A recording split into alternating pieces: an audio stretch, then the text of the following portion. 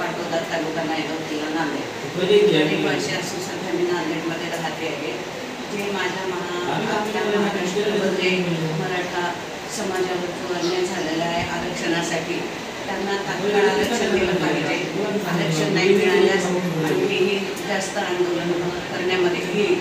आणि माझ्या भारतीय शिवस्वराज्य सेनेच्या वतीने आंदोलन करत त्यांना माझ्या भेट दिलेली आहे.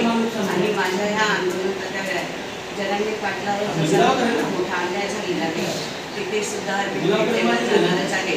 नाही जर यांना न्याय मिळाला, तात्काळ जर माझ्या मराठा बांधवांना न्याय जर नाही मिळाला तर तीव्र आंदोलन छेडून अख्ख्या पूर्ण महाराष्ट्रभर आमच्या महिला आरक्षणासाठी पाठिंबा देऊ. आणि सदैव आम्ही यांच्यासाठी खूप काही मदत करू ह्यांना. पण माझ्या जर ह्या बांधवांना काही जर झळ पोचली, कुठलं काही अनुसूचित प्रकार घडला तर आम्ही गप्प बसणार नाही. त्यासाठीच म्हणून आम्ही आंदोलन तीव्र करत आहोत. ह्यासाठी जो काही बोलत आहे तर माझ्या बांधावर कुठलाही काही होऊ नये.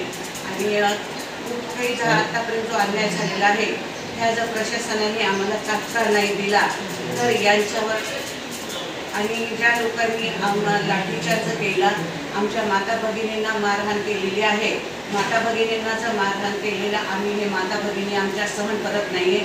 आज त्या माता भगिनी मार खाला, उद्या आम्ही पण मार खाऊ का? ह्यासाठी आम्हाला जर कोणी छडा मार नाही, साधं भ्र जरी शब्द बोलला तर ह्या प्रशासनाला त्याच्या घरची रस्ता दाखवल्याशिवाय आम्ही राहणार नाही. जय महाराष्ट्र.